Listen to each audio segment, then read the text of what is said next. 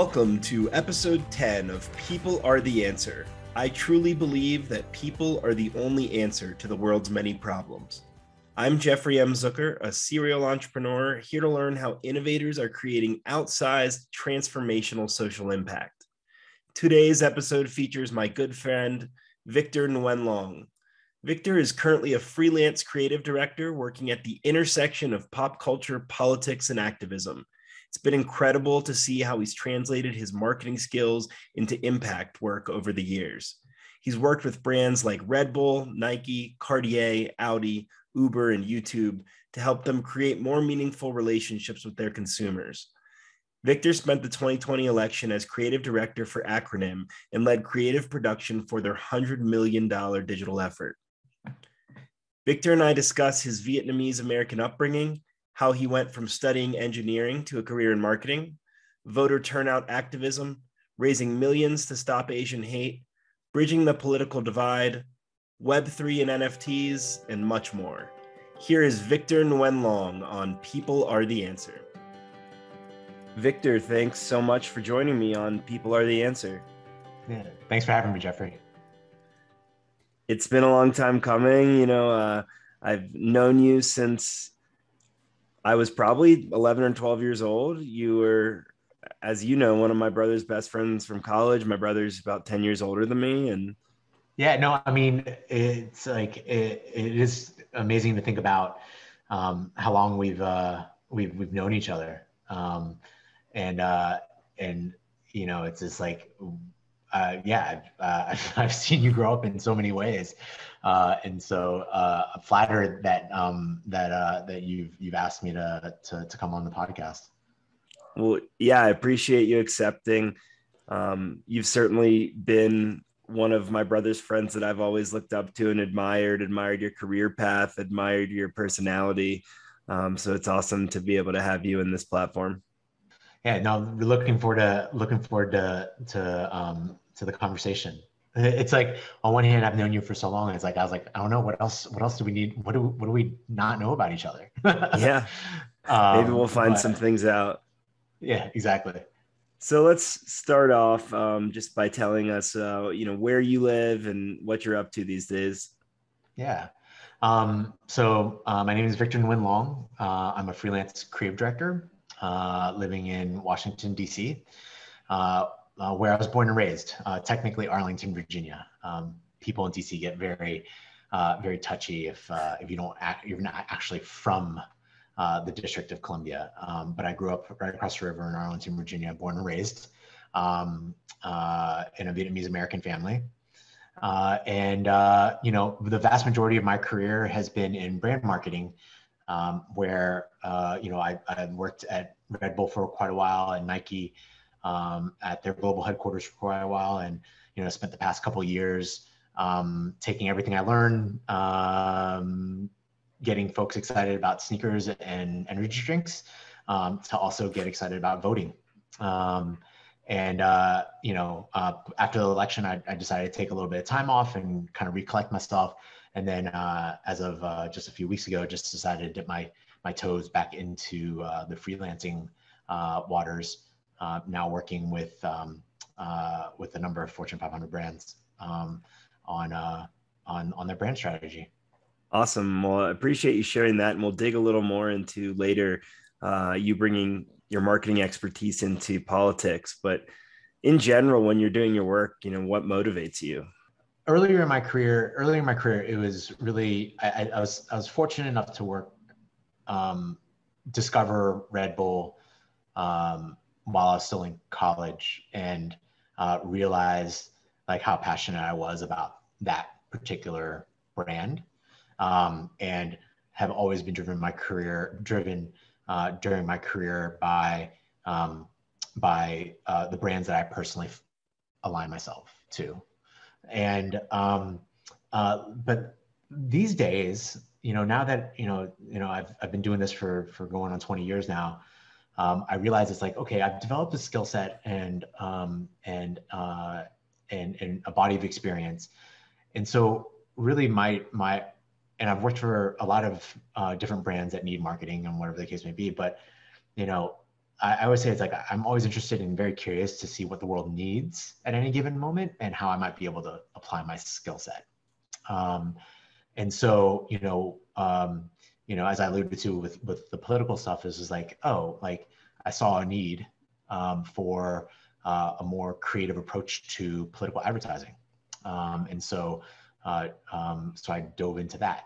And then also, I'm also largely motivated in building sort of a work-life balance around being able to take care of my family and my girlfriend, and thinking about, my folks, as you know, Jeffrey, are a bit older. I'm the only child.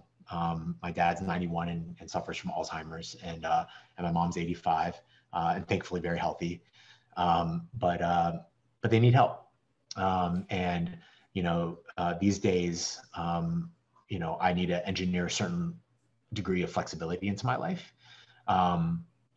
to be able to be there for them when they need me. Yeah. Well, it's awesome that you've put yourself in the position to be able to create that flexibility. Yeah. And so like really from a motivational standpoint, it's like one, doing right by them. And then which helps me, pick and choose the type of work I do, how committed I can be to that work.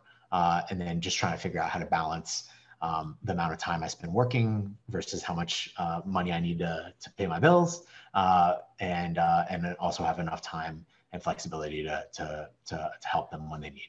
Well, speaking of your parents, I find that innovators in social impact in particular are molded by how they grow up. And you grew up in a Vietnamese-American family, the son of immigrants. Can you tell me how that sort of made you who you are and shaped your activism? It's funny. So my parents have an unusual history when it comes to how they came to America. Most Vietnamese people that you'll come across, they or their parents or their grandparents came here after the war. So the fall of Saigon in 1975. And, from that point on through the early 80s, came over. There's a massive refugee crisis, not too dissimilar to what's happening in Afghanistan, where they saw the collapse of their country and fled, oftentimes by boat. Those refugees came to be known as boat people, and were victims out in the sea of just the elements, as well as pirates, as well as just being turned around by Coast Guard and being repatriated back to the to Vietnam, or wherever the country of origin they'd been for, or taken into refugee camps before eventually making their way to the United States through sponsors, and so. My parents, however, had been in the States since the 50s and 60s. So my dad came over in 1957 on a scholarship to the University of Scranton, and studied there, and then was able to get a scholarship for my mom, who came over in 1961 to a tiny little school. At the time, it was called Misericordia College. It's a university now, and that was also in Pennsylvania, and so she came over in 1961, just not very long after desegregation in the United States. Something that I have to remind them of, and older generations of, was like, it wasn't that long ago that the United States was racially segregated, and then they lived through the 1968. I should just say the civil rights movement in the 60s, and then a wave of Vietnamese people came a little bit after that, and so I grew up in a household that was had a very tight-knit Vietnamese-American community. My house was like a rotating door of activists, Vietnamese-American activists, and people that are just heavily involved in community and politics, and lobbying, basically, if you can call it that. and specifically around refugee rights. And so my mom co-founded an organization called Boat People SOS, the DC chapter of it. And that was like for a long time, and it still exists to this day, but it was a long time the preeminent nonprofit that that fought for Vietnamese refugee rights. So increased quotas and whatnot. Again, not dissimilar to what's happening with Afghan refugees at the moment. And I could distinctly remember myself sitting around the dining room table or amongst guests, and they would all talk about politics and politics and politics and politics and what was happening in Vietnam and anti-communist movement and democracy for Vietnam and all these things. And I couldn't be bothered with any of it, right? Only now in retrospect do I realize that largely had to do with my own privilege, right? Of being American born, as well as just like racial privilege as well, and being a male, right? And having a certain level of financial privilege growing up in an affluent suburb of Washington D.C. even. So but at the end of the day, through osmosis, like I think the seed of activism was planted in me. And then, and later in my adulthood, I supported various social justice movements, but didn't necessarily have the vocabulary to describe what that was, like marriage equality and criminal justice reform, and reproductive rights, all progressive values that I deeply believed in and supported and volunteered with and gave money to. But I didn't know that was called activism, nor did I know that was called social justice, right? If we're using broad terms, I just thought I was doing the right thing. And so, only later on did I have, mentors and just people around me that were willing to teach me, willing to let me say the wrong thing sometimes, and using those as teaching moments instead of like vilifying me. Right. And letting me kind of come along in my journey, and really develop a better understanding for what it means to stand up for what you believe in. I think it's really cool to see where you came from, and like you mentioned, the osmosis that happened, because I feel similarly. I think we both had really great parents growing up, and perhaps we didn't always agree or get along or care about what they were doing, but I think a lot of it wore off on us. And like you said, you felt like you were just doing the right thing, and that ended up being activism. And I think that's been the case for myself a bit as well. Just trying to do the right thing has led me to stand up for some of my beliefs, and eventually feel honored to have had the experience that I did growing up. I mean, ultimately, it is rooted in the values that are instilled in you, right? And whether it's explicitly said or indirectly said, those things that, it shapes you. The things that your parents say, well, I would say it's like the older you get, the more right your parents become. So because true. The things that they've been saying our entire lives that we completely ignored or like totally disagreed with, eventually you're like, oh yeah, I guess they were right about that. And that sort of stuff, builds your character, builds your sense of value, your sense of values, in your moral compass. And then, it manifests itself in various ways. And, everybody always criticizes young people for not caring about politics, right? It's like, that's not true, right? If you ask them about, let's say, climate change or reproductive rights or gender equality or marriage equality or whatever the case may be, and LGBTQ rights, whatever, they'll say they care about those things, right? And across the spectrum, they'll say they care about those things. What we've done is we've failed them from a education standpoint of teaching them how that translates into politics, right, and government, and helping them understand the impact of one on the other. And so they don't turn out to vote because they don't really understand how the system is intended to work. And so that's it is like, so much has to do with the environment that you're brought up in terms of just your outlook on the world, and sort of your sense of what it is, your sense of activism. Yeah.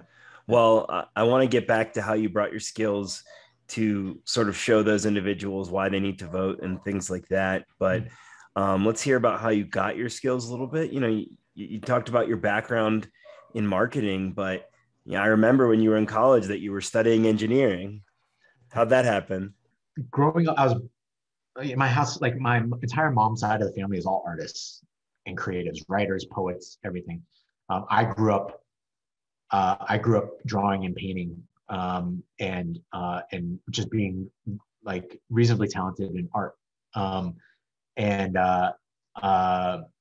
but I was also good in math and science. But nobody ever told me art could be a career, right? Like I never knew that it's somebody's job to design this hard drive, right? It seems stupid and silly saying that out loud, right? But it's like somebody's job is to make a decision that this is orange and it has these little grooves in it, or like, it's somebody's job really to like design this logo, this Topo Chico logo, right? Right. Like it just never occurred to me. And so, it wasn't really practical. I think I had a fleeting thought about being an architect, but it never came full circle. And then so yeah, I was reasonably good at math and science. I loved technology. I grew up in a house that had a computer since 1987, right? And so was, I think, early adopter of the internet and all that. And so like engineering seemed like a really interesting avenue to pursue. As soon as I got to college, I was immediately humbled because I still don't know to this day how I got into Georgia Tech of all places, right? Like my SATs were like kind of okay. My grades were pretty decent, but I still don't know. Like, I mean, compared to the people that work, like your brother, like I had no idea how I got in. So, and then I have no idea how I graduated because I did not, electrical engineering was not my subject. I struggled throughout all college. And I think the only reason I graduated is because I had a lot of electives and things that I enjoyed, right? And so, my last year in school, still very intent on finishing my degree and getting an engineering job. A friend of mine, Jason Rodwell, who went to high school with our friend Merrick, came up to me. He had been working for Red Bull for the past year as what's known as a student brand manager. And he came up to me. He's like, "Hey, Victor, like I've been, I got to find somebody to fill my shoes for this job next year. I think you'd be perfect for it." And I was like, "Me? Why me?" And he's like, it's like, a lot of people and, it's social and at that time it was 2001. And I had maybe had a couple of Red Bulls and they had just arrived in Atlanta maybe a year earlier, 2 years earlier, right? So nobody knew what Red Bull was. And I was like, okay, well, sure. It's a couple $100 literally a month, right? So it's pennies. Right. But I was like, hey, it's a few bucks, right? And so I was able to become a student brand manager, which is basically a little marketing manager for your campus. Like you are the expert on your campus and your job is to connect the Red Bull brand to what's happening on your campus. So at UC, at UC San Diego, the surf club is probably a thing, right? As you can imagine. At Georgia Tech or NYU, it's probably not, right? So what's popping off on your campus, and then how can Red Bull intersect and support those scenes, right? And so that opened my eyes to what marketing was. And I found like I woke up one day and was like, I do this stuff for free. It's just so much fun.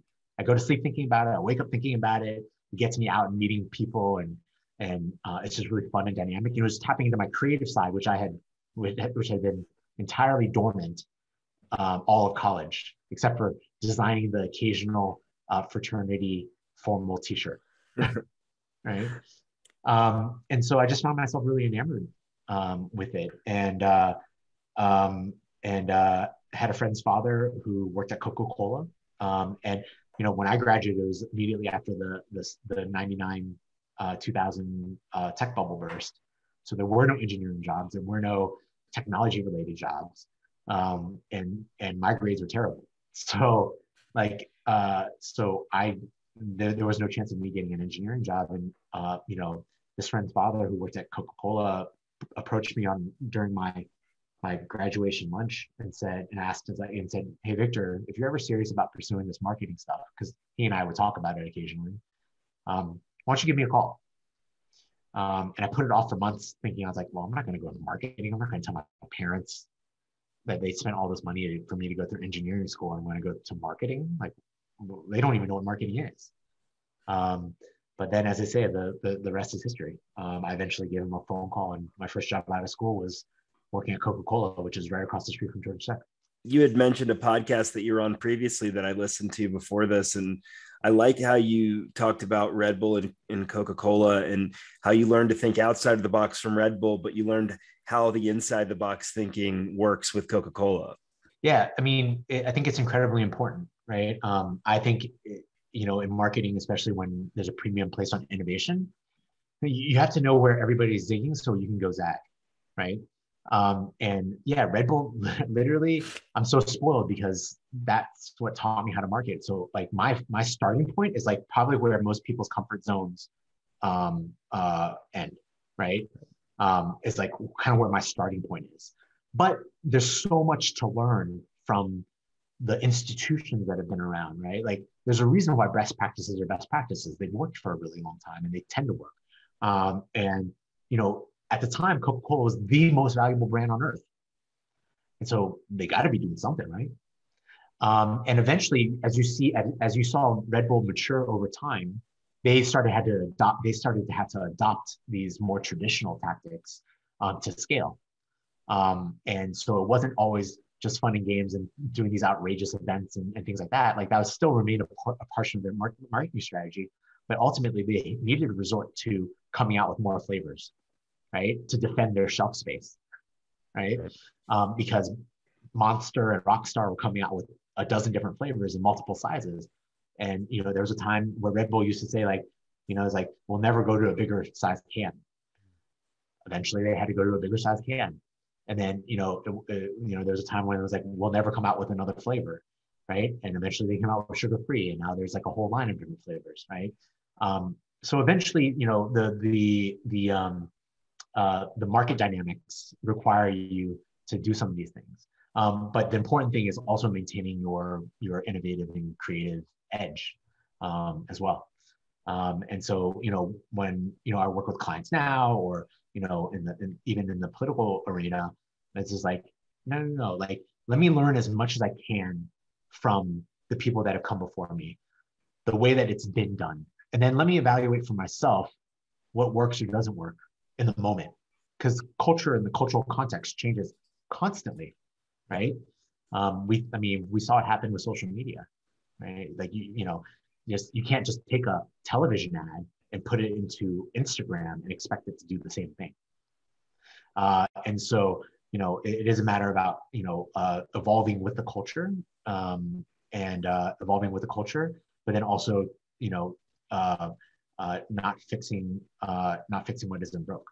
Yeah, that you said it perfectly. And it's really cool to hear how the experience at Red Bull and places like Nike shaped your outlook and your marketing skills. And, just for everyone's edification, you were at Audi, Nike, Cartier, the awesome agency 72 and Sunny.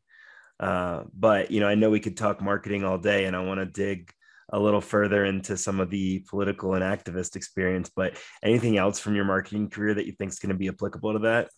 I'll say, like, again, having started my marketing career at Red Bull, and then going to a place like Nike, and then also cutting my teeth in strategy at 72 and Sunny, like it always starts with the people, right? And this was a bit of a foreshadowing of what was to come later, like, kind of what my motivation is now, but like, really, it's like, what do people need, right?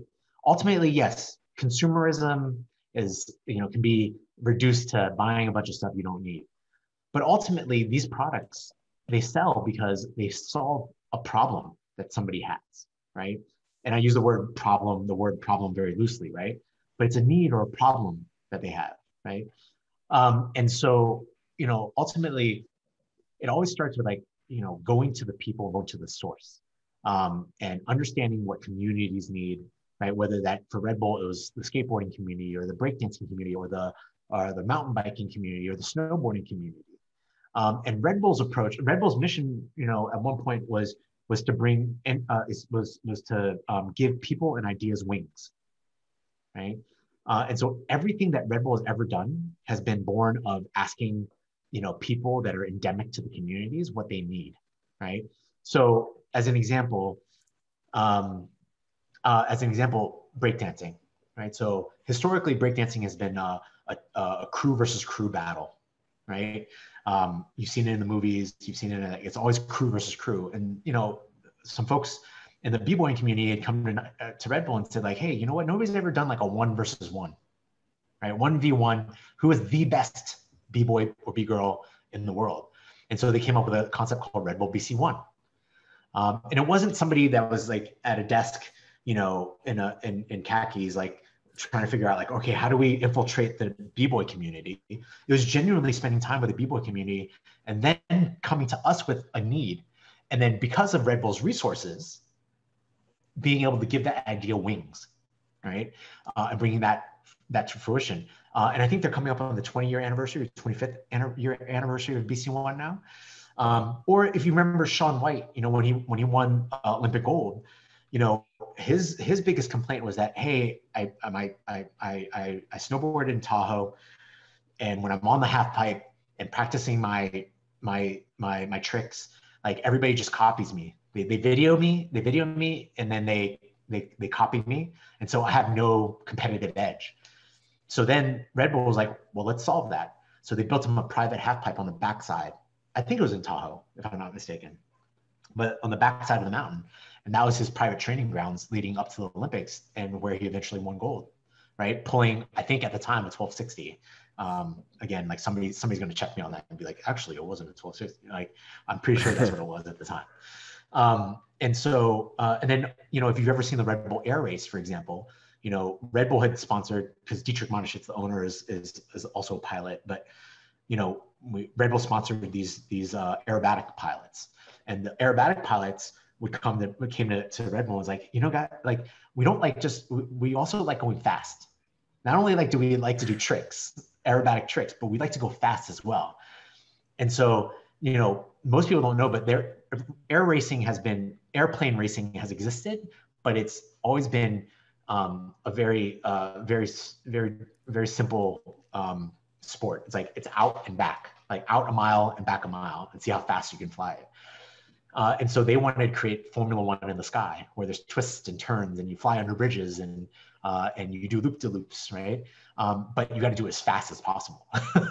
And so, now they have airplane racing at, aerobatic airplane racing at 200 plus miles an hour, 200 plus miles an hour. So, and then similarly, like it is, and then you go to a company like Audi, who my role was to champion the customer, but that was a novel concept to them. Was to be a customer-centric organization versus an organization that's just pushing metal, is what they called it, right? And so it was such a jarring experience where, Red Bull centered their community, Nike centered, Nike's mission was to bring inspiration and innovation to every athlete in the world. And the word athlete has an asterisk next to it. And the asterisk says, if you have a body, you are an athlete, right?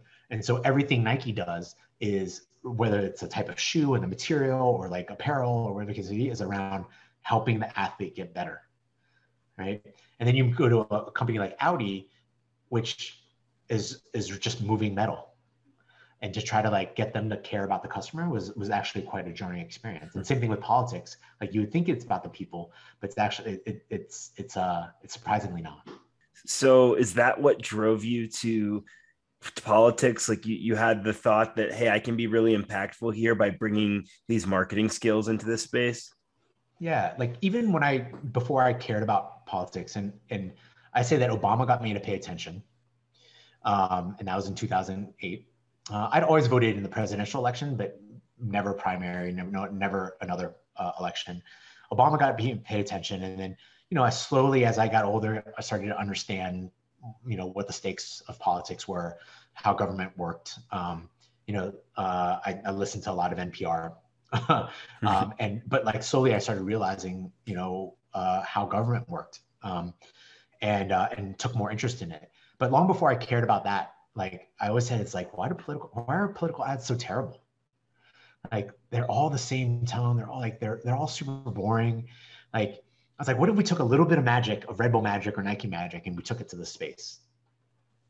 And so after I left Audi, I really went to go explore and figure out like what is it the world needed and how I might be able to bring my unique set of skills to it.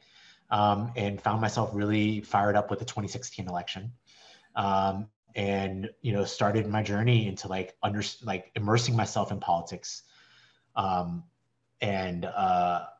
just learning the landscape, learning how the game is played, learning where the barriers are, learning where who the players were, so that I could start to develop my understanding for how to either dismantle that or just insert myself in the process, right? Or find my place in the process, I should say.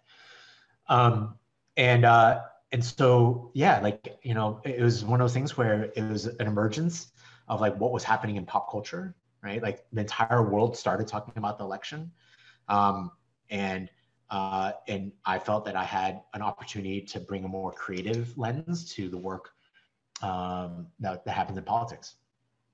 And so yeah, and that was a lot of time spent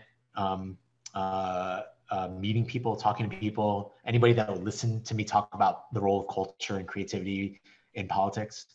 And then it so happens I out of the blue, I DM'd a woman who named Tara McGowan,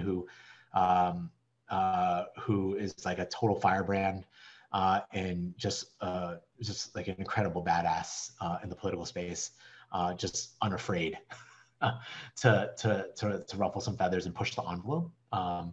And she had started an organization called Acronym. I found out that their offices were 2 blocks from my house. And it sounded like, just from her social media and interviews that I'd read about her and the organization, it just sounded like it sounded like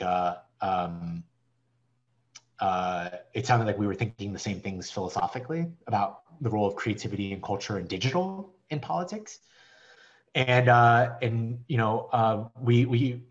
actually like literally DM'd her out of the blue, and we got coffee, and then one thing led to another, and she has told me that she was looking for a creative director. I had not considered jumping into politics directly, and saw the opportunity to do some really interesting things as a creative director there. And yeah, so that's kind of what kind of kickstarted it. Even just the term creative director in politics probably hasn't been seen a lot or enough. Yeah, no, exactly. Like a lot of the advertising that you see is driven out of what they call the comms team. And usually there is, a creative director, but in an agency world, in the corporate world, like creative director is the person driving the entire creative vision and a campaign's concept, for example, like the concepts in a campaign, and unfortunately, like creatives in politics tend to be treated very tactically, and often just don't have a real meaningful seat at the grown-ups table, right? The campaign principle, like the candidate, for example, if we're just talking about a political campaign, the candidate and their campaign manager and their comms director, and then a bunch of consultants, like often make a lot of decisions in a room. And then they come out and they go to the creative team. They're like, all right, make this into a video, make this into a t-shirt, make this into an email or an ad, right? And don't involve the creatives as strategic problem solvers that they are. Because at the end of the day, creative is about, creatively solving problems, right? And so I think that was like one of the sort of the biggest learnings I had, and wanted basically to fight for more seats at the table for more creative people. Yeah, that's huge. I mean, people don't realize how similar it is to when you're trying to sell something in business, trying to sell someone a candidate. So seeing that brought into the mix was pretty incredible. And I think some of this is probably driven by social media. And you mentioned that the elections became part of the national conversation, and it was only natural that there were these new elements coming into it. Yeah. And, it's so important to be able to tap into the cultural zeitgeist. I deeply believe that culture is the force multiplier that make the more tactical messaging and sort of like fundraising ads and email acquisition ads like all work better, right? It's just like, I say this is like, I have to remind folks that only like 2/3 of Americans can't correctly name the 3 branches of government. So talking to them about policy is often lost on deaf ears. It's really esoteric, even though it shouldn't be, right? Like we all should have had a proper civics class. We all should understand our duties as a citizen. We all should have adequate journalism that helps us hold government accountable, but we don't. And so, when you talk to people through the wonky political speak that we use inside the Beltway here in Washington, D.C., like it just doesn't, it's never going to land. And so you have to speak in metaphors, right? You have to bring humor into it. You have to, to borrow a phrase, like skin a cat a dozen different ways, so that, you give different people different entry points onto the issue or onto the candidate's platform or whatever the case may be. I say that it's like Shepard Fairey doing the Obama Hope poster was actually what spoke to me, because I love design. I loved Shepard Fairey. I loved street art at the time. And that's what got me to pay attention. And then Obama, was talking about Lil Wayne and Jay-Z on his playlist. And I was like, oh, this guy's speaking my language. And he wasn't talking about in like these 10-point policy plans, right? The substance was there if you needed to and dig for it. But ultimately, he was speaking a language and he connected with a different group of people. Yeah. And so I think it's really important to understand, like, what is the cultural zeitgeist thinking about and what are they talking about? And then really figuring out how to place your message within that context. Yeah.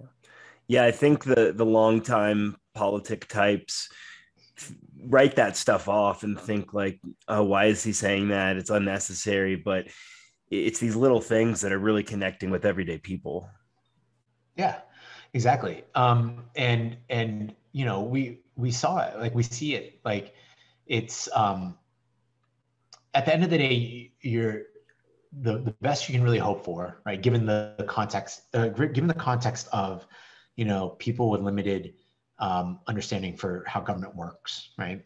Like I always say, is like you want to build a narrative that at the end of the day, when they come to the voting booth, you've left them with a feeling, right? And a general understanding of like, hey, you know what? Like, why did Trump give tax breaks to the rich, right? Like and then make a decision at the voting booth, right?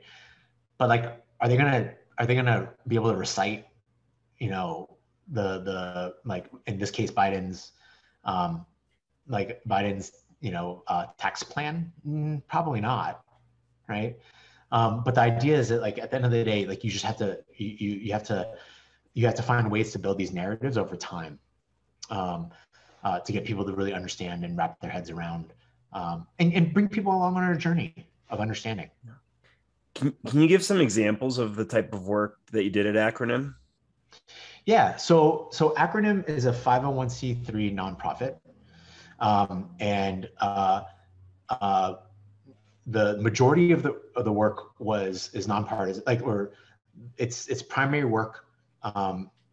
It's known in the industry's primary purpose is voter registration and mobilization. And the mission was to build lasting infrastructure for a progressive movement, right? Because there is so many ups and downs, like there's a boom and bust cycle of innovation every election cycle. And so what Acronym set out to do is to build some infrastructure that would outlive each election cycle and that could be built upon every so often. So voter registration and mobilization, the organization also had an affiliated super PAC, right, which is allowed to be as partisan as it wants. And in this case, like a progressive, it was a progressive super PAC. And so, on one hand, and it was exclusively digital because we know that Democrats and the larger political field at large underinvests dramatically on digital. And digital is defined as, paid media on Facebook, on Instagram, on YouTube, on all the various social media platforms, Snapchat, as well as what we call connected TV, which is Hulu and Roku and other streaming services. And so, and especially given the context of the pandemic, and at the time we didn't know this, right? But and everybody's sitting at home streaming everything and on their phones all day long. Like they're just not watching like cable television as much, right? And so the only way you're going to actually reach people is on their phones or while they're streaming something. And so, that being said, is we worked on a voter registration mobilization program that raised north of $10 million. And then the super PAC raised north of $75 million to run digital ad campaigns in key battleground states across the country. And so my job as creative director was to assemble what I call the best creative team in all of politics of content producers, designers, editors, motion graphics artists to create ads that we would then hand off to our brilliant media team, and they would run in paid advertising programs on these various digital platforms. Yeah, well, it's been incredible to see how much these platforms have influenced elections and everything. And it's important. Yeah, you have to play the game that's there, and I think you guys did a good job with that. No, for sure. For somebody, I tell people all the time, I'm like, listen, my entire career and my livelihood depends on Facebook, Twitter, social media platforms doing really well and continuing to do well. But I would gladly see them regulated and even at my expense for the betterment of society and democracy. But yeah, ultimately, but it's a chicken and egg situation, right? To be able to put to elect, to get the right candidates who believe in that elected, right? You have to run a campaign for them, and you have to fish where the fish are, which is on social media. And then same thing with the super PAC. Everybody's like, it's like you take money from you take money from the wealthy and millionaires and billionaires, and it's like, we would actually love it if super PACs didn't exist, right? Tara, our founder, always said, it's like, I don't want super PACs, but at the time, this is how the game is played, and so you have to play the game if you want to change the game, right? Yeah. And so it is one of those things where you do have to work with the cards that you're dealt with. You did a lot of work on these campaigns, through the 2020 campaigns. What led you to ultimately decide to leave the political sphere? Yeah.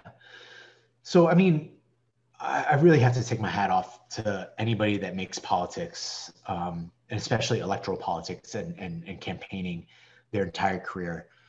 It is exhausting. It is sometimes it feels like a thankless job. Um, and it just takes so much emotional energy and mental energy to process, because at the end of the day, the work that you're doing has actual tangible impact on people's lives,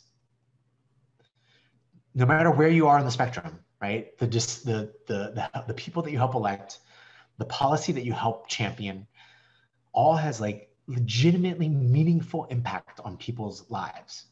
And that's a lot to take on from an emotional burden standpoint. And, you know, and then on top of that, we were we were also in like one of the most contentious political environments in our lifetimes.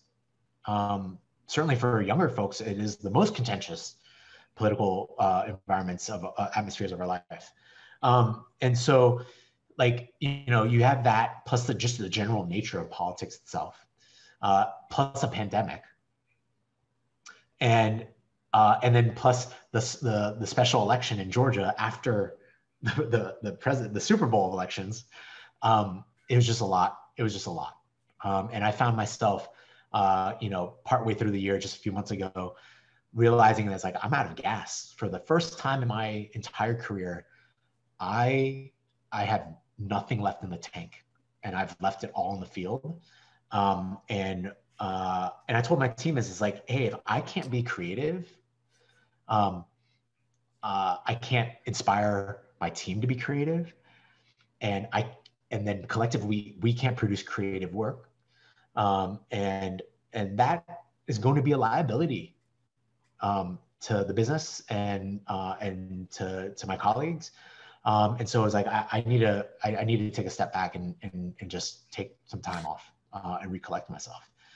And, as things were opening up post-COVID, I really just wanted to be there for my girlfriend, and I wanted to be there for my parents and my family, especially after being forced to be away from them for more than a year at that point.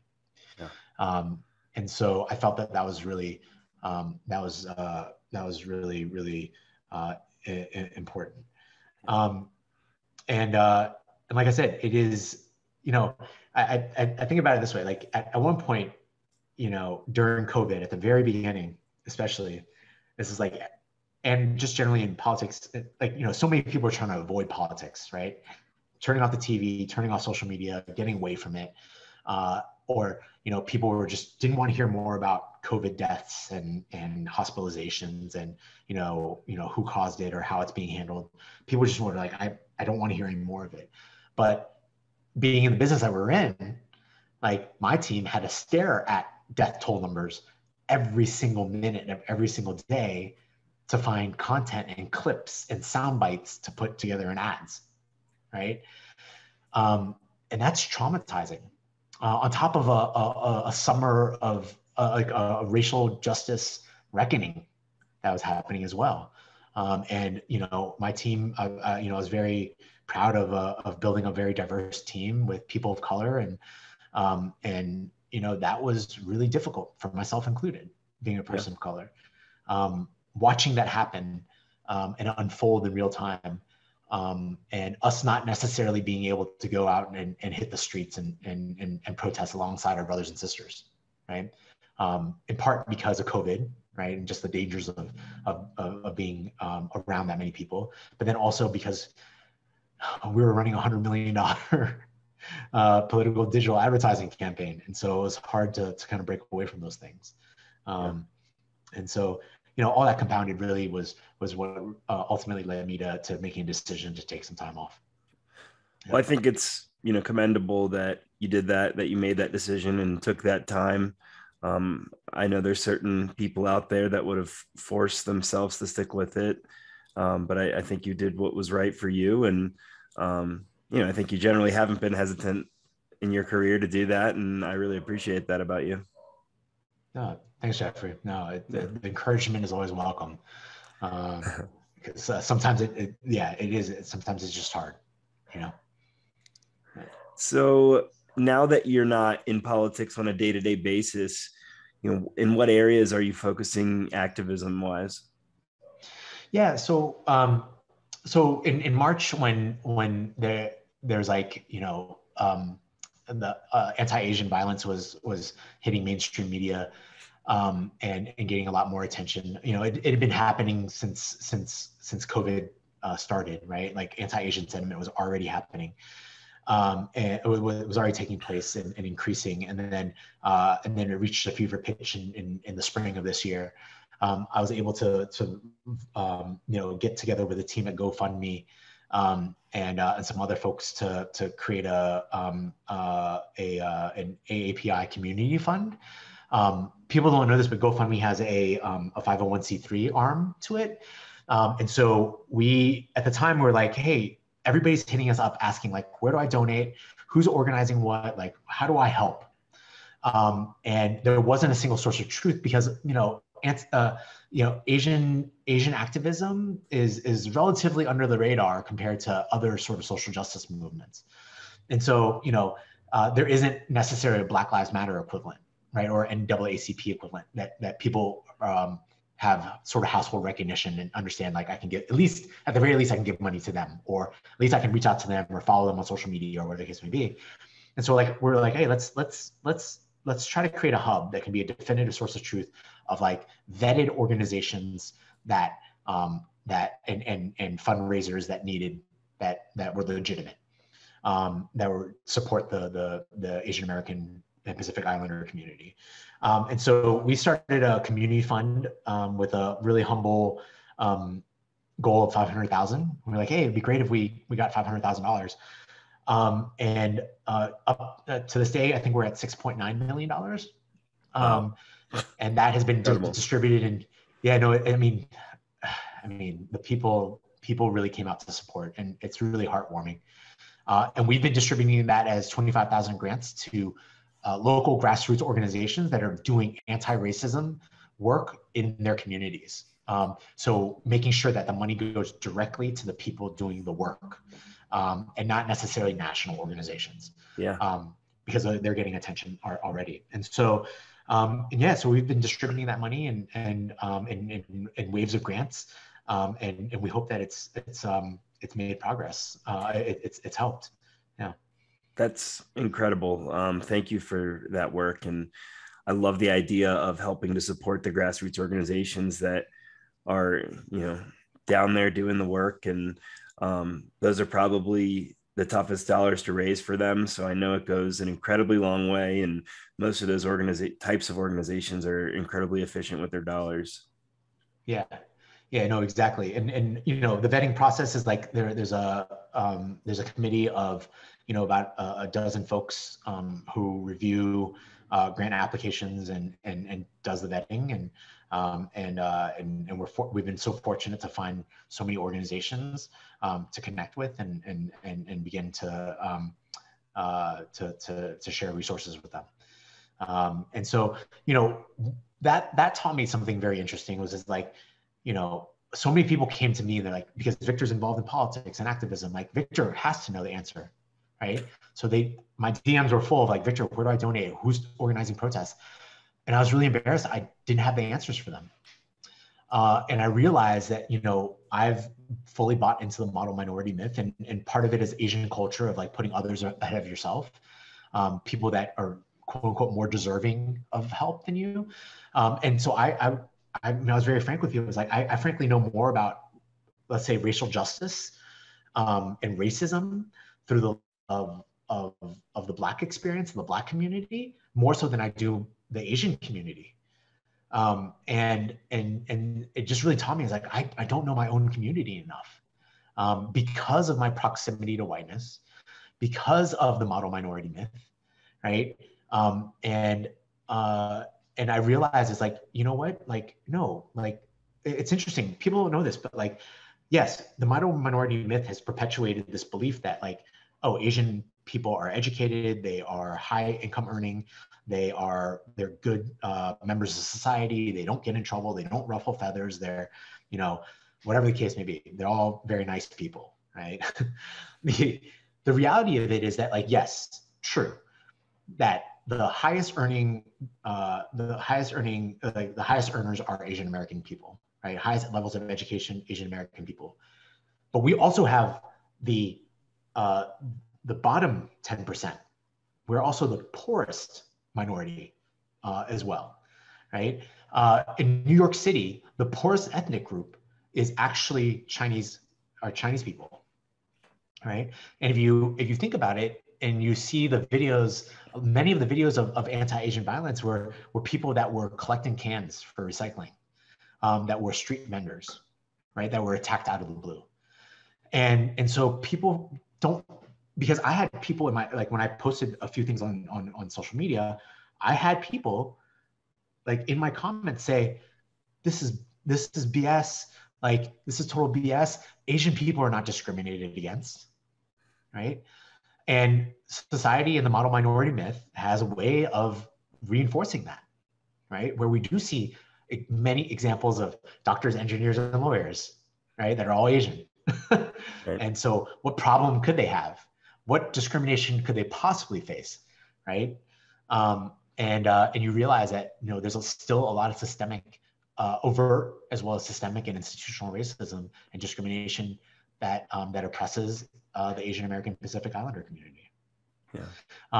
And so, you know, that just really taught me, like, I need to invest more time in understanding my community. So I'm committed now to, like, really, you know, spending more time understanding the landscape and immersing myself like I did with politics, and figuring out ways to invest more time and energy into more advocacy and activism work, less the political stuff. Mm-hmm.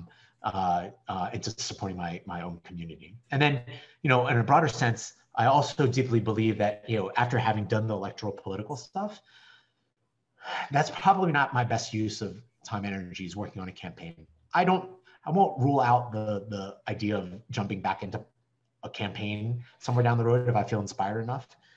But I deeply want to return to creating culture, because again, like, culture is the force multiplier. And I believe that culture can move mountains that puts pressure on the politicians to make laws.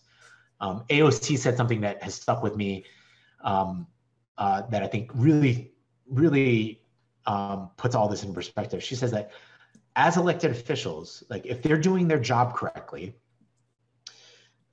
is to take public will and then transform that into legislation and the law of the land. Right? But who shapes public will? The artists, the journalists, the musicians, the writers, the poets, the entertainment world, activists that are hitting the streets. They're the ones that shape public will to a point where it reaches a fever pitch, right? And elected officials can be like, well, this is what the people want.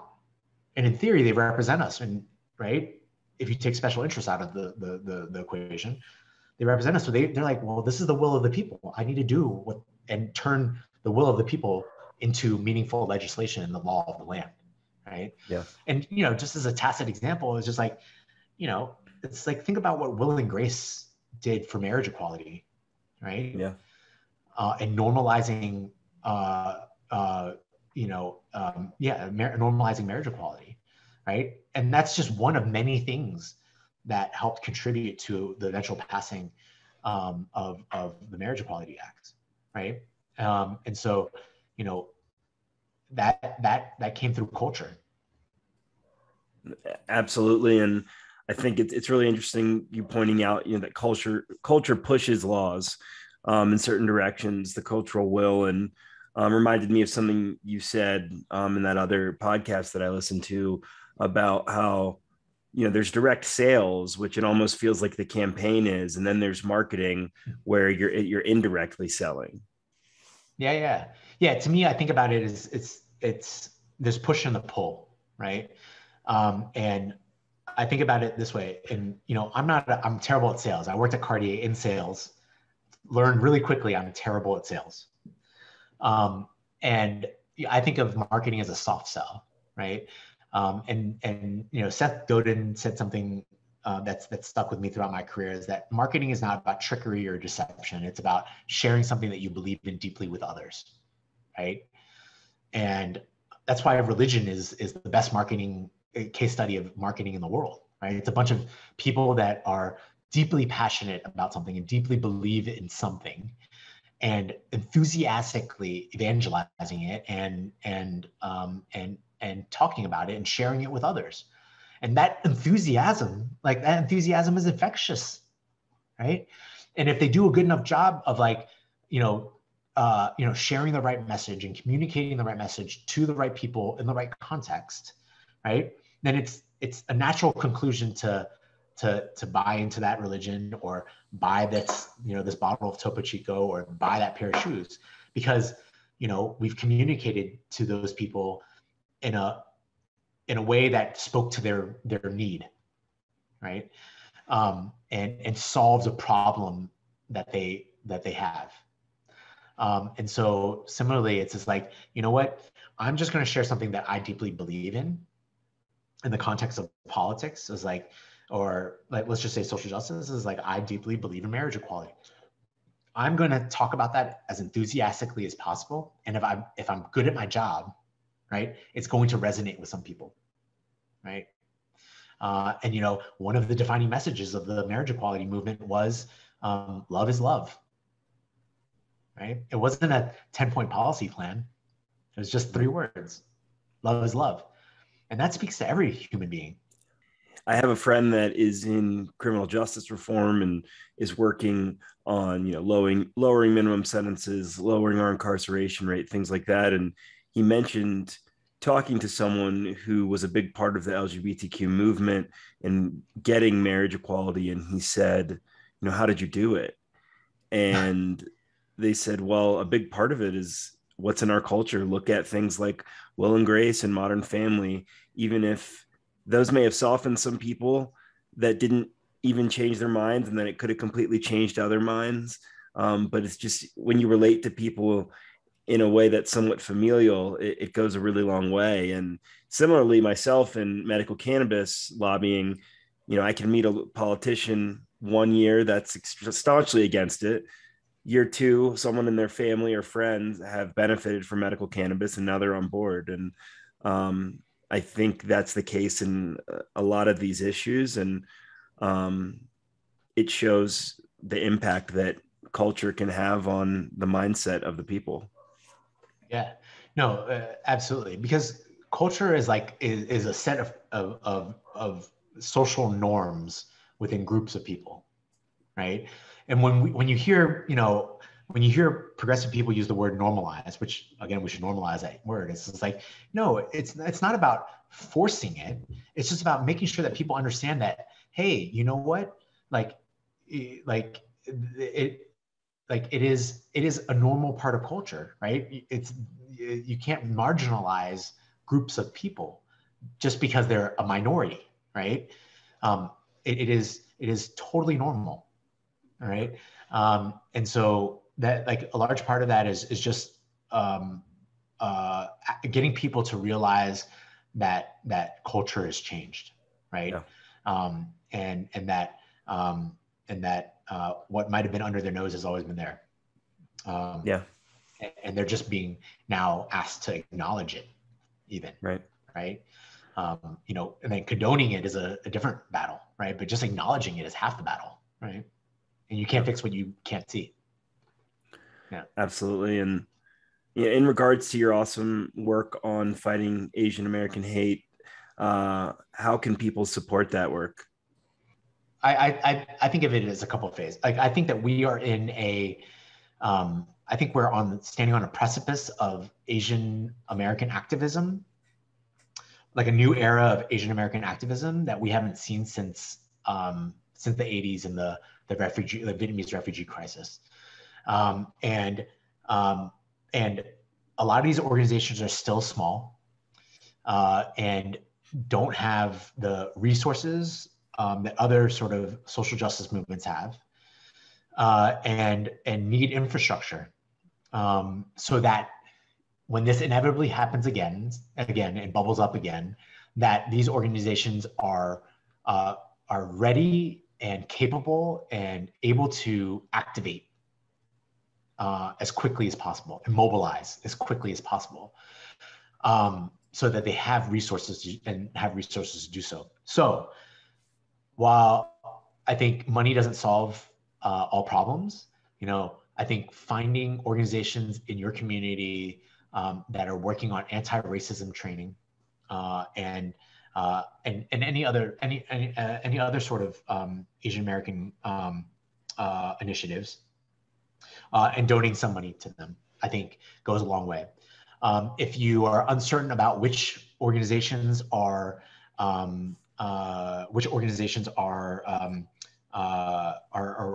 sort of worthwhile and legitimate, and or you have a hard time deciding which organization to give to, I encourage everybody to go to GoFundMe.com/AAPI.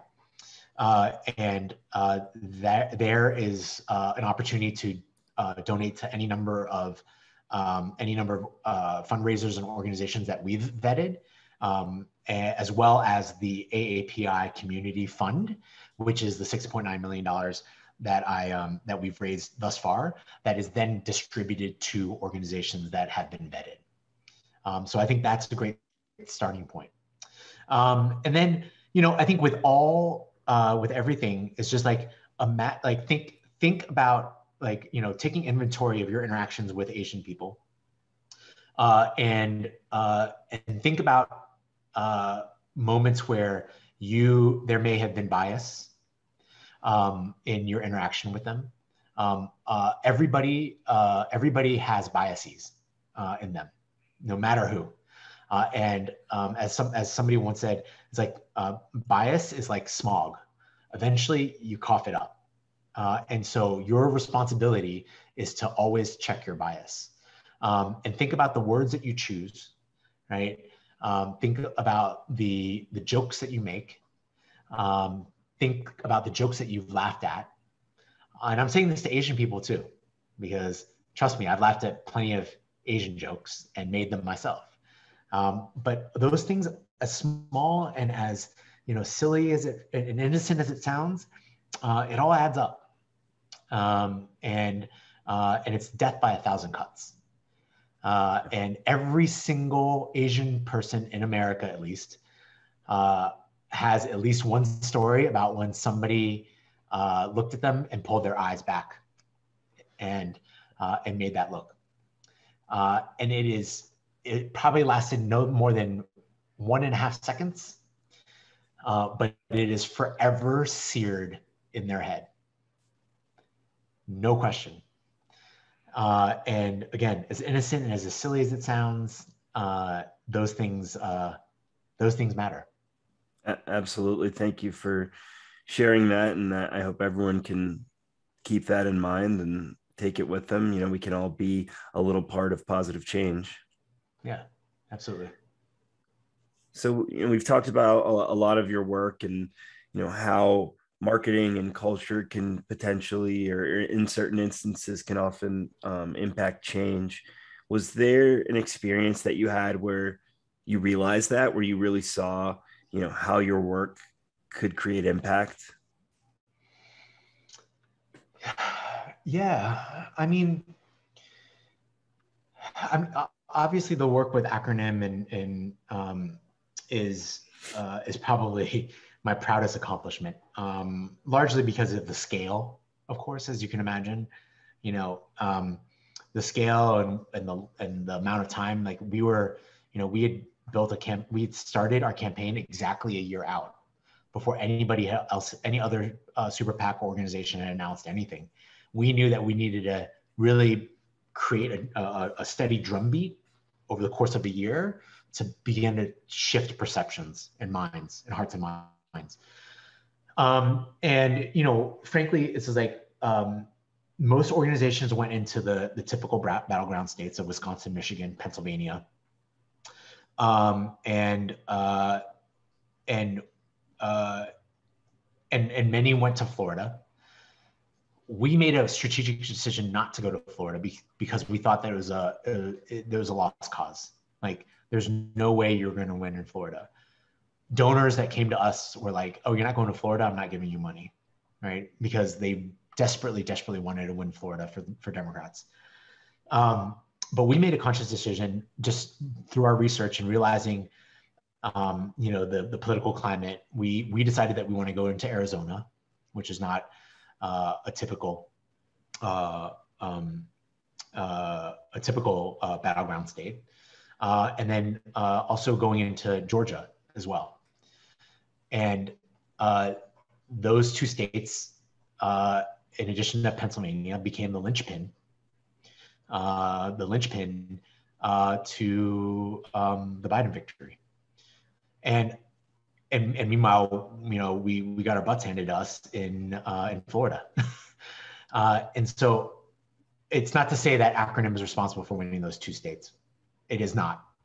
But I'm proud to have said that we had a role to play in there, that in concert with the organizers that are on the ground doing the hard work, and the people that have been doing it for decades, right, to shift the political zeitgeist in those states, the Stacey Abrams of the world, right? Like, there's no way we would have won Georgia. Democrats would have won Georgia without the groundwork and the foundational work that Stacey Abrams and her organization have done. But it was nice to know that some of our bets paid off in that sense. And absolutely, then, you guys were a big piece of the puzzle in those markets. Like you said, it may not have shifted it single-handedly, but a big piece of the puzzle, and it shows that you're putting your resources in the right places. Yeah. And then, prior to getting into the political work, I'd had the fortunate opportunity to work with a friend and a mentor of mine, Yossi Serjant, who was responsible for Shepard Fairey doing the Obama Hope poster, and has championed this idea of art and activism, and the role that art and culture play in changing hearts and minds.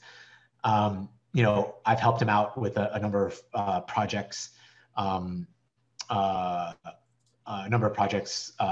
the art and activism space, where we brought in art to help change people's perceptions on social justice issues.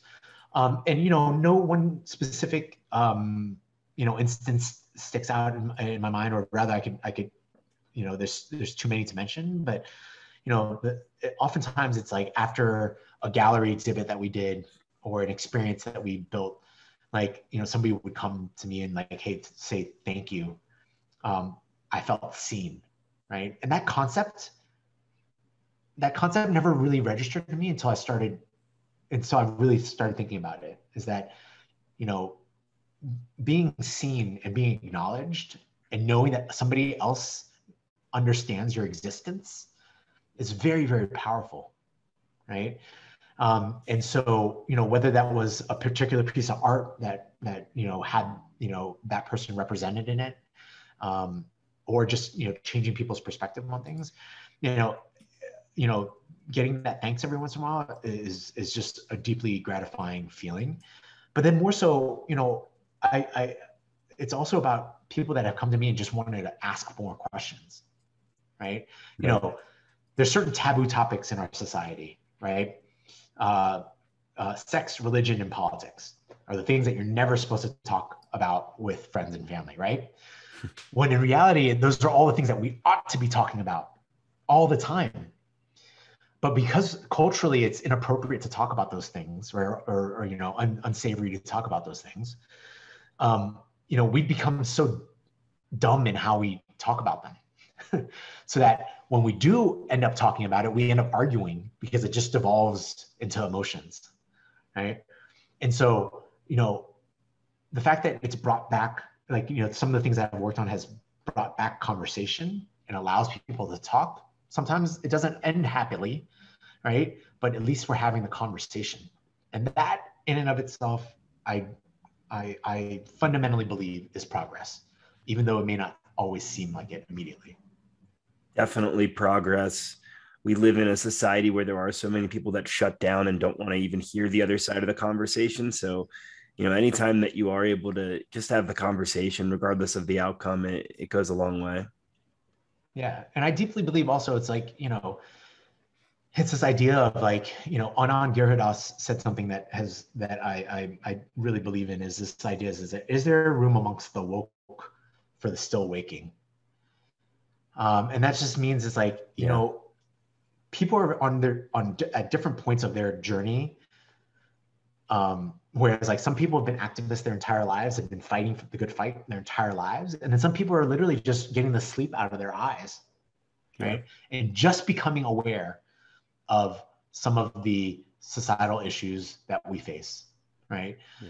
And rather than shutting them out and being like, oh, you're new to this, like you figure it out. Like we need to leave room for those people to come along for the journey. Yeah. And oftentimes we dismiss them because they say the wrong thing or may have a misguided opinion or something. And what ends up happening is it happens all the time. We're in a group of friends, somebody says something slightly conservative and all the progressive people are down their throat, right? Is that person ever going to speak up ever again? No, absolutely not. Like, why would I speak up if all anybody is going to do is yell at me, right? Yeah. Whereas we could use that moment to set the record straight, share what we know, and use it as a teaching moment. And it's an emotional burden. I get it, but I think we're too dismissive of people that aren't always there yet. It's such an important lesson. If people are going to take anything away from this conversation at all, I think what you're saying here is so powerful and necessary. It's so important to welcome people in that might not be on the same page yet. That's something I certainly worry a little bit about in our society, is that so many people get immediately judged on potential past mistakes. And obviously there's certain mistakes you can't come back from, but when it's, maybe my opinion changed, and I think it's good that people grow, right? I say it all the time. There are things that I said in my younger years that I would be utterly mortified if I said them today. Yeah. And even to a lesser extent, I tell this, I'm happy, I will admit, I don't think I ever actually did, but like not too many years ago, I probably would have said, I don't see color as it pertains to racism. I can easily see myself saying that just because of my lack of understanding for like racial justice and racial dynamics, right? And any number of people could have told me to shut up, that I'm an idiot, and shut me out or canceled me, right? But thankfully, it was because there are people that are willing to teach me and guide me that I would never say something like that because I don't believe that to be true anymore. And so, and of course, like to your point, Jeffrey, is that like some people deserve to be canceled, deserve to be deplatformed, deserve to be vilified, right? But I think that's not the majority of people. I think, and I get it. We get into these conversations where people approach it in bad faith, where they're not interested in actually learning. They're just interested in either getting their point across or pushing their agenda or owning you, right? In an argument, right? Or getting you in a gotcha moment, right? I'm not interested in trying to help educate those people. Those people are approaching it in bad faith. But I think the vast majority of people have good intentions. I think the vast majority of people do approach conversations in good faith, and you have to deal with it. You have to decide for yourself in those situations, case by case basis, whether that's the case or not. Yeah. Absolutely. And I really appreciate you sharing that. And I think it's, again, a really important takeaway. I talked earlier about how a lot of innovators and impact are molded by their childhood. A lot of it leads to where they go. So I was curious, is there an experience from your childhood that showed you the importance of giving back, regardless of which side of the equation you're on? Just think about, following my parents' example, right? Is like, and then seeing the Vietnamese community, regardless of socioeconomic status, right? Like how little money they had, is that they would always carve out some money to give to people, and always extending a helping hand. And then it was really just everything that was ingrained in me, seeing the people coming in and out of my house, because my parents' house was just like the headquarters for the Vietnamese community, and Vietnamese activists and anti-communist activists, and just seeing them, and seeing the time, the nights spent working on different issues, frankly, is just something that I now look back at in retrospect and realize that like that was quite formative in my upbringing. Yeah, it's cool to have the hindsight to see, how you became the way that you did, and I think it's really important. And another aspect of kind of getting shaped into who you become is mentorship. And you mentioned Yossi Serjan, is that it? Mm-hmm. And be curious to hear more about him, or if there's anyone else that you consider a mentor. No, I mean, Yossi's track record kind of speaks for itself. He now runs an organization called Into Action Lab, who has enlisted a literal army of designers and animators, and has taken over meme and GIF production for the progressive movement. And if you go onto Instagram right now or Giphy and you type in voting rights, for example, or go vote, the likelihood of you hitting one of Into Action Lab's GIFs is extremely high. Almost 100% guaranteed that you're gonna get their GIFs. And we know that that's how people communicate.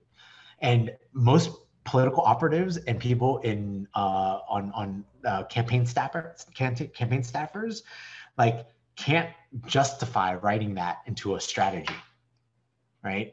But we know it works. Yeah, we absolutely know it works. And these GIFs are getting billions. I mean, literally billions with the B views, and that is it's worth its weight in gold. And so, very grateful to him and for him to teach me so much about social justice, so much about the role of art and culture and creativity in activism. And he quotes Toni Morrison all the time about this is when artists and writers go to work, and this is how civilizations heal.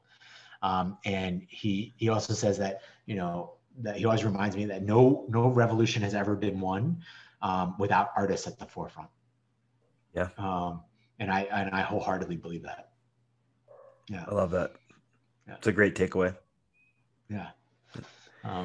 So I do have a couple more questions, and I know we haven't really got into where you're focusing your talents now, NFTs, metaverse, blockchain.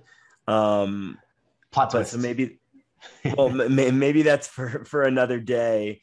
But if there's anything sort of quick on what that you want to say on what you're doing now, I think it'd be a good time. No, I mean, it still boils down to what is it the world needs, and how might I be able to help, right? And so, as with many people become really fixated and very interested in blockchain technology and kind of what that means for the financial services world and currency for people that don't have access to currency, and the accessibility of financial systems and whatnot. And then, of course, NFTs, non-fungible tokens, and art, and what that means for artists, I start to immediately think about what NFTs and blockchain technology can do for campaign organizers, and what tokenized community looks like. And without going into the laborious detail and esoteric descriptions of what all those buzzwords all mean, I'm really excited about. I think that NFTs and what's being termed as like Web 3.0 is the biggest paradigm shift in the internet since social media.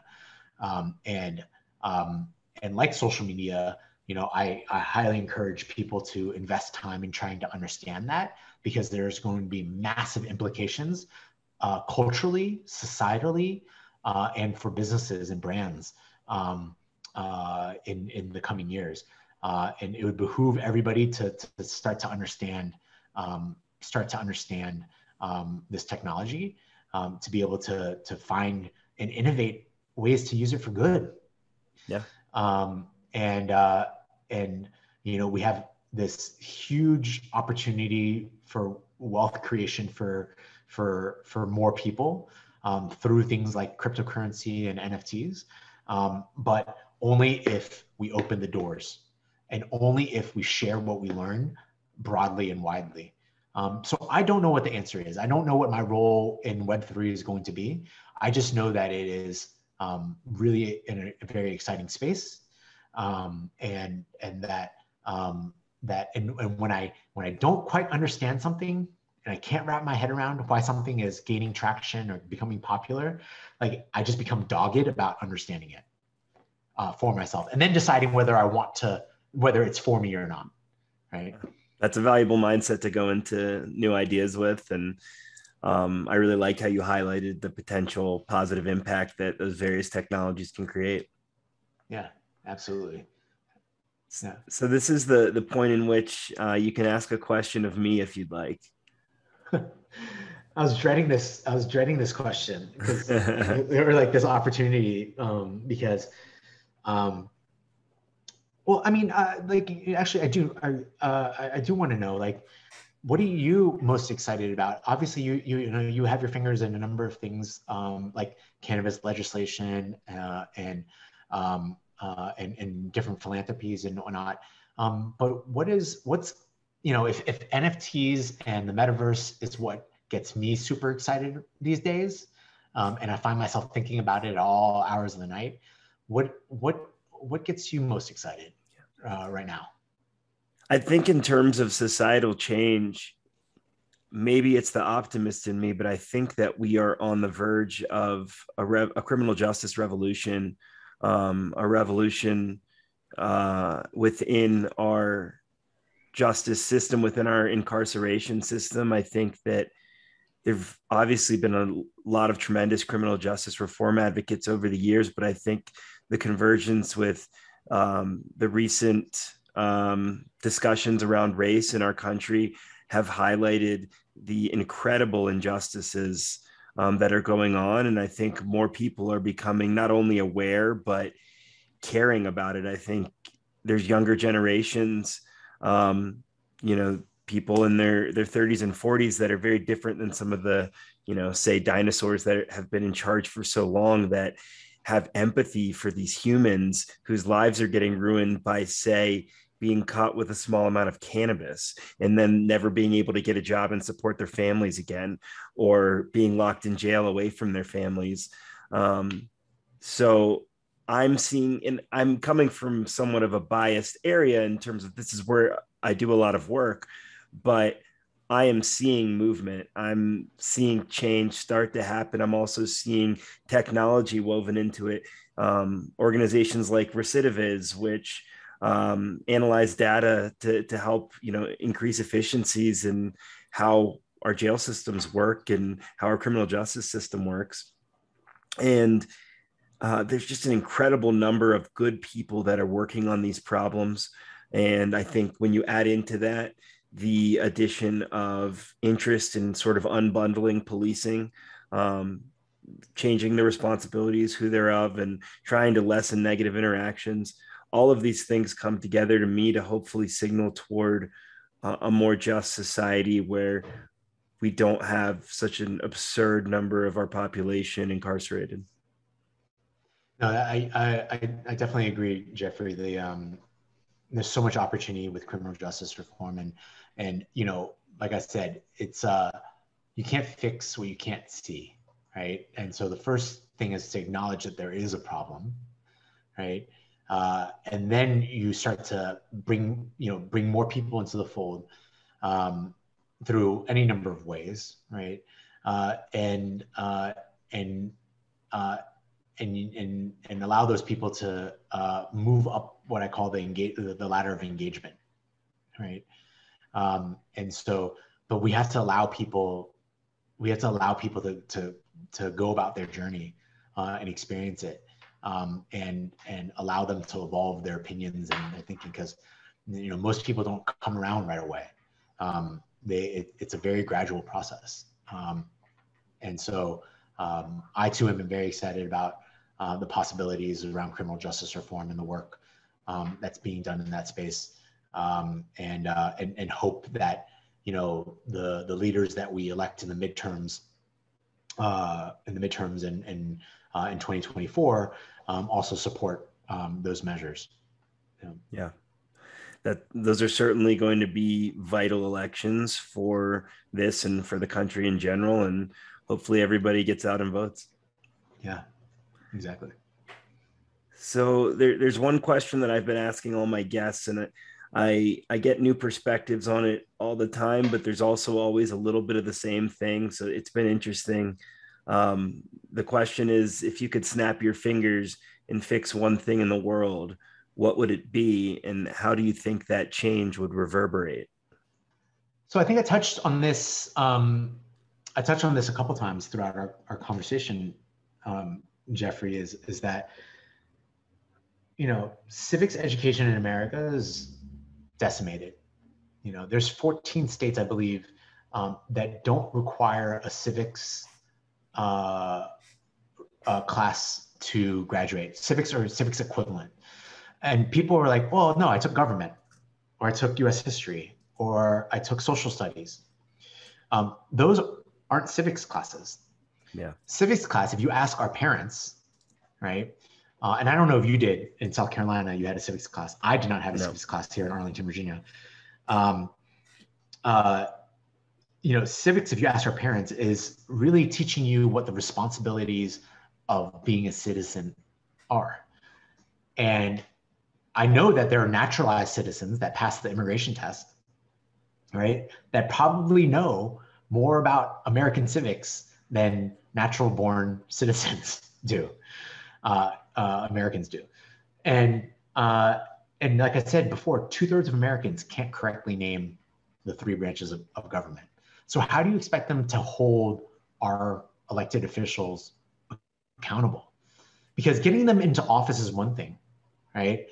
Then your job is to keep them accountable. If they don't do their job, regardless of where they are on the spectrum, gotta boot them, right? But we've ceded that responsibility to a minority of people.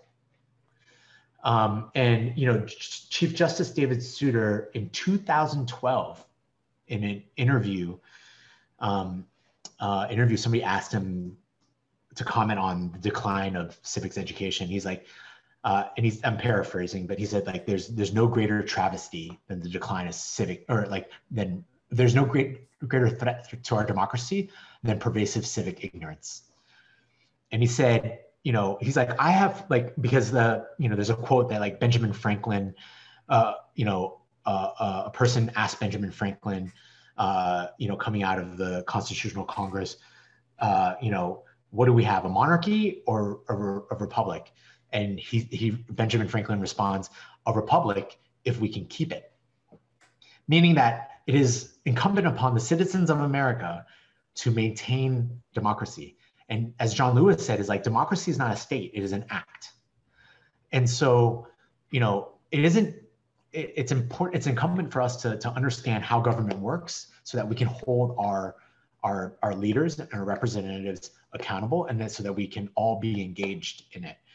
And because he said, like, Chief Justice Souter, and it's a PBS interview, if anybody Googles it, on YouTube. It's a PBS interview from 2012, and he says that I have full confidence that if we understand how government works, that we can maintain our democracy and hold our elected officials accountable.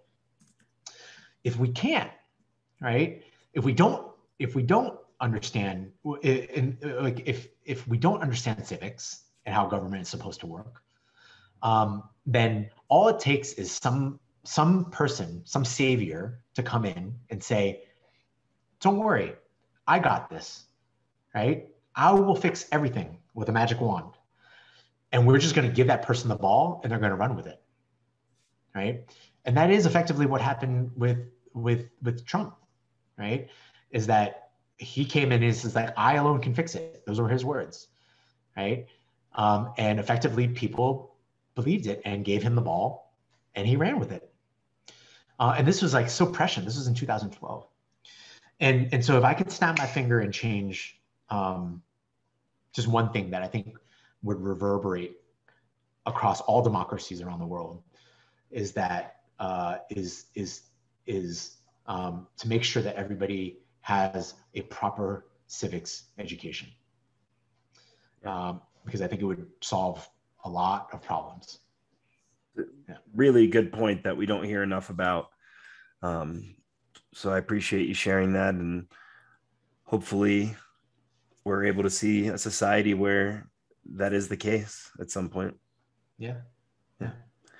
Well, thanks so much for coming on. It's thanks for the extra time too. I know it's been a long one, but it's been awesome talking. Sorry to your listeners. I think that they should be thanking you, because I'm sure they'll enjoy it. And thanks so much for coming on. In terms of people following up with you, I'll link to the GoFundMe. I'll have your social links. Is anything else that people should do? No, I think just be kind to one another. I think that's like my party message to you and your listeners. But thanks for the opportunity, Jeffrey. I appreciate you taking the time yourself.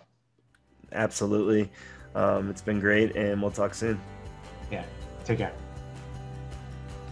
Thanks for listening to this episode of People Are the Answer.